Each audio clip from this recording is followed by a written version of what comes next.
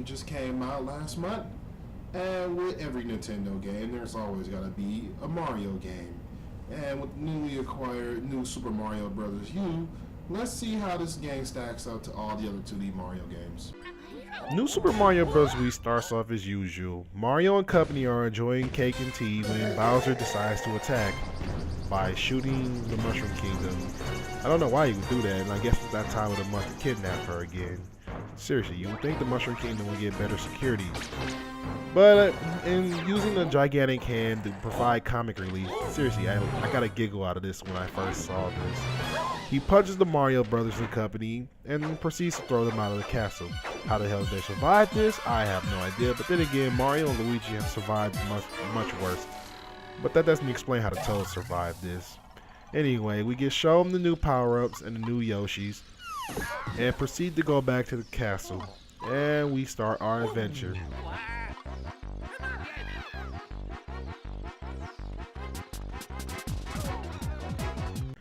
Sporting the overworld map like in Super Mario World, it's your job to travel through 8 areas of the game. The Acorn Plains, the delicious Layer Cake Valley, the Sparkling Water which contains water levels and a dragon that'll chase you, the Frosted Glaciers which contains the Ice World, the Soda Jungle which I know is based off the Forest of Illusion, the Rocky Candy Mines which does not look like rock candy at all, the American Clouds, I know I said that wrong, and Peach's Castle, which does not look like that in the inside. I mean, when you get in the inside, it looks like this. So, how does that change out there? You go through the towers and fight mini bosses such as Boom Boom, who makes his grand return from Super Mario 3D Land and is pissed easy. Watch how easy I defeat him, and he does not get any harder. Seriously, you can do this to him the entire game. He's just easy. The Koopa Kids are also back, sporting their airships like they did in Super Mario Bros. 3. And they are easy. Now, I may be only saying this because I've been playing Mario for more than 20 years, but I swear ever since Super Mario Bros. 3, the bosses have gotten easier each game. And this is even dated back to Super Mario World, where the boss provided me no challenge at the age of 5. Whitney leaves herself wide open to an attack. I mean, look at it. The only boss I find challenging is Iggy, only because his attack patterns are so random. You don't know which pipe he's gonna pop out and hit you. He also sends hazards at you, which I think is instant kill, but I've never been touched by this. If the bosses played more like Iggy, I would have enjoyed them a little bit more, but I think that's one thing that Mario will never get fixed because the bosses have never been challenging. The airship levels are also back, sporting cannons that want you dead. I really do like the second airship level, only because you're not on the airship for half the stage and the giant hand tries to crush you. Located at the end of each airship level is Baby Bowser, who's pissed easy with the Squirrel Mario. But at the end of the day, we get to fight the big honcho himself, sporting the Super Mario Bros. Style thing. You'd think he would think it a good idea to not put that axe right there, but hey, it's Bowser. Seriously, Bowser, you think after all these times of him doing this, you would not put this thing right there.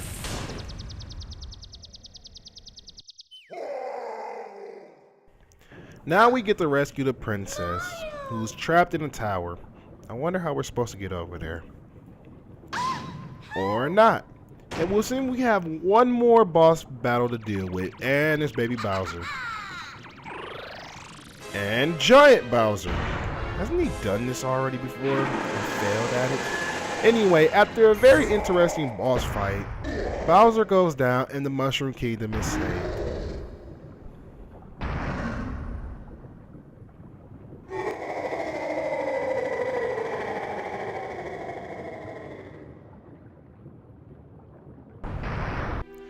After rescuing the princess, Mario is treated to his royal kiss and is very happy about it, even though she kissed him on the hat. The giant purple tornado spell that Kamek used on the castle disappears and the castle returns back to normal. We then watch the Bowser kids and Bowser escape the castle like nothing just happened. You would think that after all this failure, Bowser would come up with new schemes. Instead of, you know, taking the princess, holding the castle captured. Or just taking the princess and taking her far away and get defeated by Mario yet again. You would think you would not allow the rescuer to come into the castle is a good idea. I really do get a comic relief out of this, but I smile at this. Look at the little airship. This little airship has like, oh my god, the strain. I know it's gotta be tough carrying Bowser, let alone the 8 kids. Well, 9 if you include Bowser Jr. The heroes then celebrate their victory.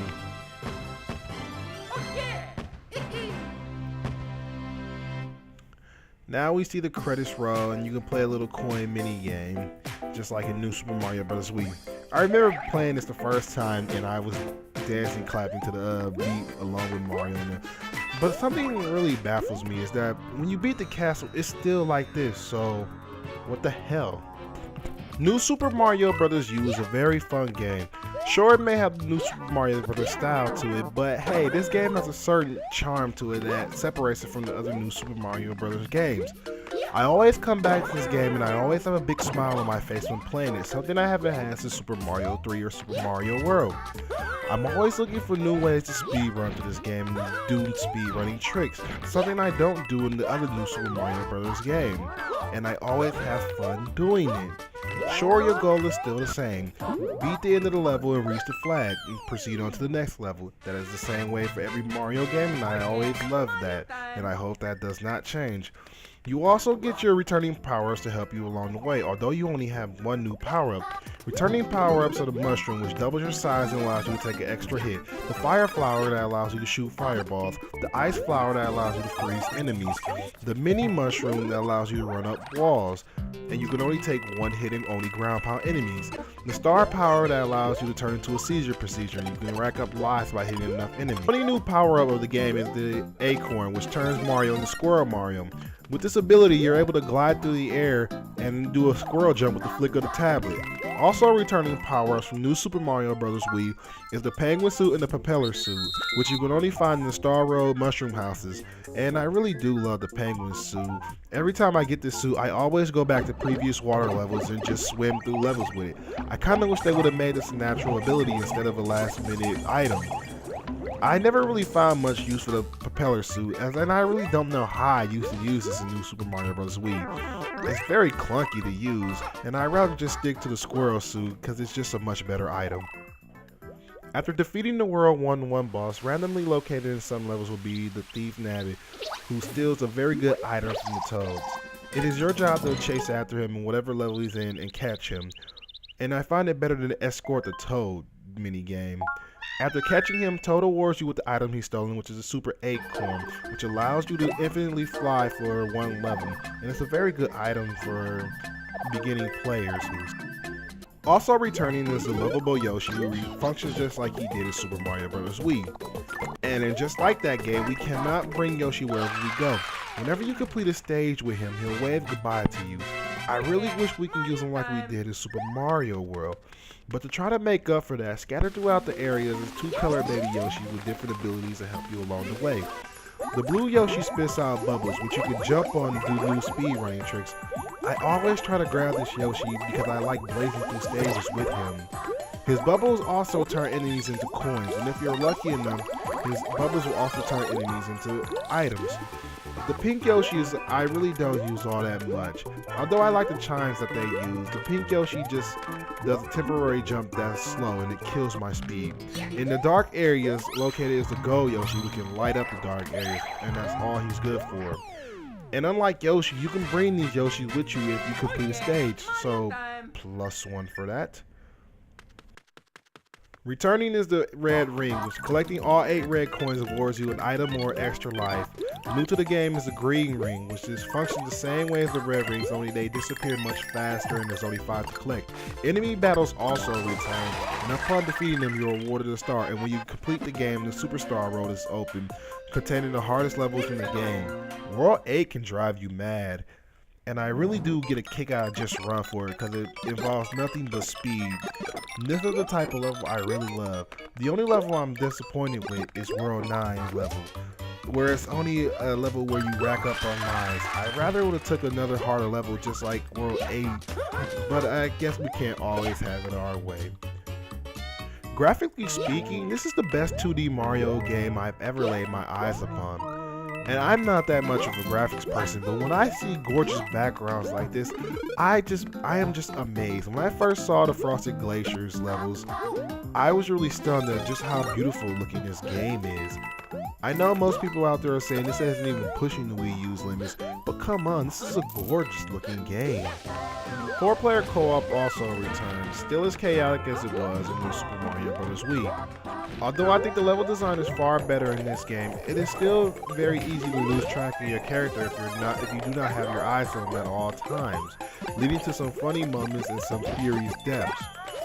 New to the game system is the ability to put blocks on the board. And while I think this is a nice feature, I think it comes off with hurting you more than helping you.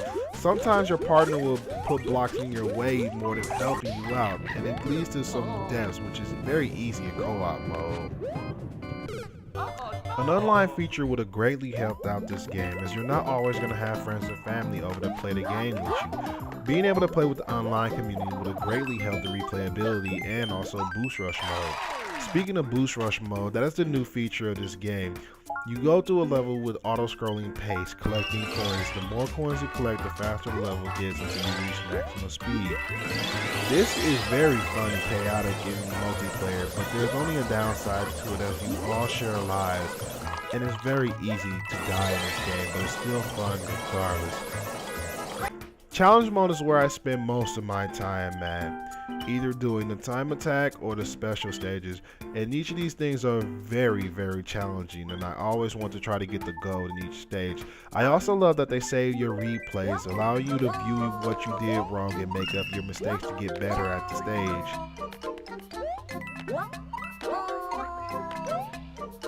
New Super Mario Bros. Used the best 2D Mario game since Super Mario World. Although not better, the level design is some of the best I've seen, and this is the most gorgeous looking Mario game I've ever laid my eyes upon. The only downfall to this game is that the bosses are piss easy and the music is the same as the New Super Mario Bros. Games. If you have a Wii U, this game should be in your lineup. If you do not have this game and you have a Wii U, you are missing out. This is one game Mario fans and non-Mario fans will want to play. If you have a Wii U, get this game. It is well worth it. Mario time!